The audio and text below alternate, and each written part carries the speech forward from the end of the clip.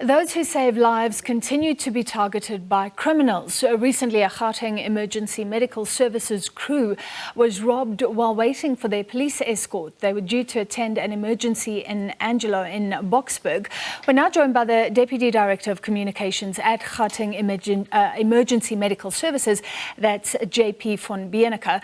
Mr. van Benecke, thank you for being with us. Firstly, how are the members of the crew, known as the Green Angels, that were attacked near Boksburg?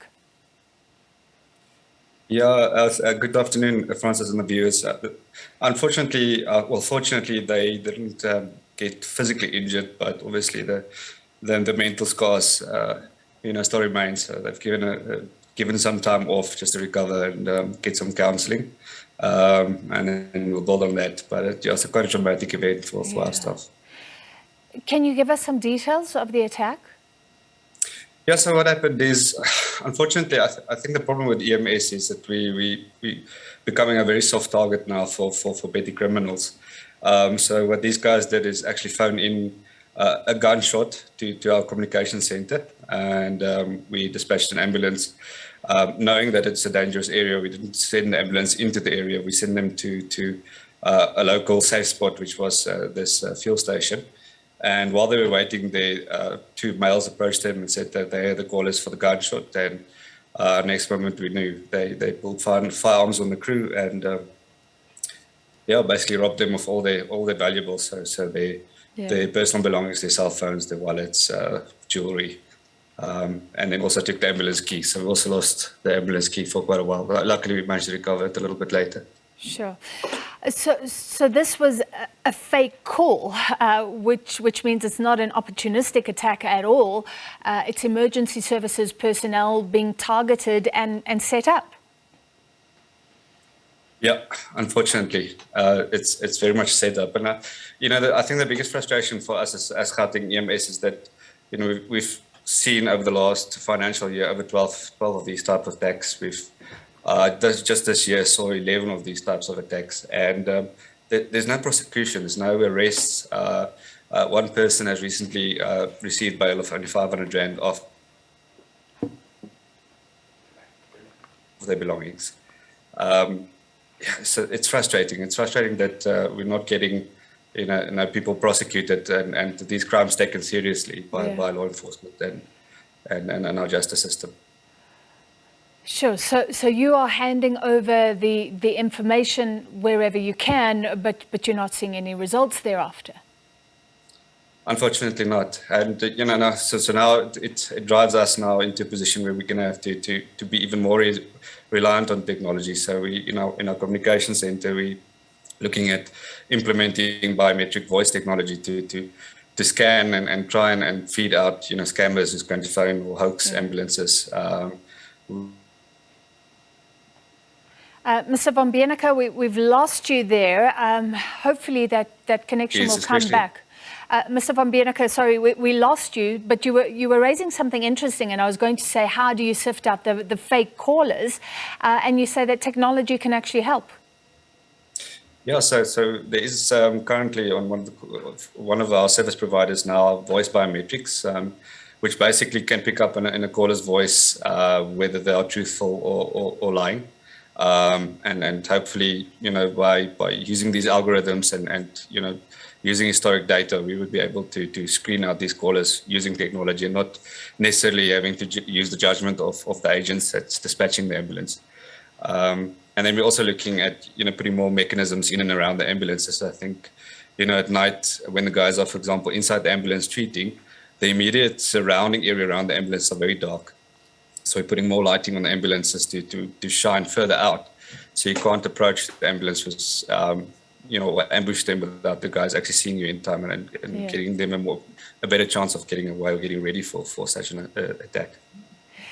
All right, so according to reports, there were 12 incidents last year, and you said 11 already this year. So we could see that figure going up substantially this year. And of that, I mean, how many fake calls, how many targeted attacks versus opportunistic attacks because the ambulances are just there? So most of our attacks actually occur during service delivery protests. I think because we're an extension of the state, a lot of frustration generally, if there's a service delivery protest, gets taken out on us as an extension of government, as a public ambulance service. So they do target our ambulances, and they will generally throw us with rocks. And it's very unfortunate, because we're actually there to come into that very same community to service somebody that needs emergency care. And that's followed up then with sort of ambush attacks. So we think it's opportunistic. So, generally when our guys or the Green Angels are busy treating somebody in the ambulance, the doors open, and they would be working with the person on the inside of the ambulance. Our nature is trusting. It's not, we don't walk around looking at people thinking they're going to rob us. I think wearing the uniform gives us sort of a false sense of security. And most of the times that's when we almost get like ambushed, and they will literally steal the patient's belongings as well. They would take one of the last calls that we had in Soweto. They took the ambulance keys. They tried to take the ambulance with the crew and the patient, and couldn't get the ambulance going, and then eventually left the scene with the keys. Yeah. And while this crew was sitting with a very, very severely ill patient. We're actually very lucky that we didn't have any loss of life. And they took their cell phones, they took the caller's cell phone. So there was no way for our crews even to let us know to send them another ambulance to help them. It's becoming very frustrating on our side. Yeah, wow, how sad. And I don't know what you do with a stolen ambulance in the first place. But let's end with this. So you've said that it affects the patients, obviously, and I'm sure it's a deterrent for the volunteers and the people that you want to join your ranks as well. Yeah, it's a massive loss to the community and to us as a department. You lose those crews once an attack like that happens. You must understand that the nature of what they deal with is traumatic day in and day out. So most of our staff already has a measure of some post-traumatic stress, injury or mental health injury, just because of what they see. And now you have this, and it's a trigger point to them that, takes a lot of time to fix. They have to go to a lot of counseling. Sometimes counseling alone is not enough. They have to get proper psychiatric treatment, and you lose these crews for extensive periods. So that community loses an ambulance in essence for extended period. And it's not just the crew then, it's the whole station. Everybody that works with them that knows that what happened is affected and impacted with this. So you have a slower turnout time from the crews. The morale is low between our staff. There's a feeling that, as management, we're not doing enough.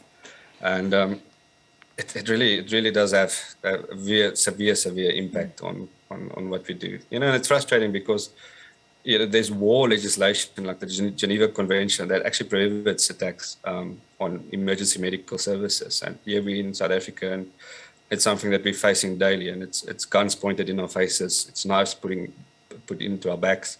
The guys will grope our female paramedics, to see where they hide their money, for example.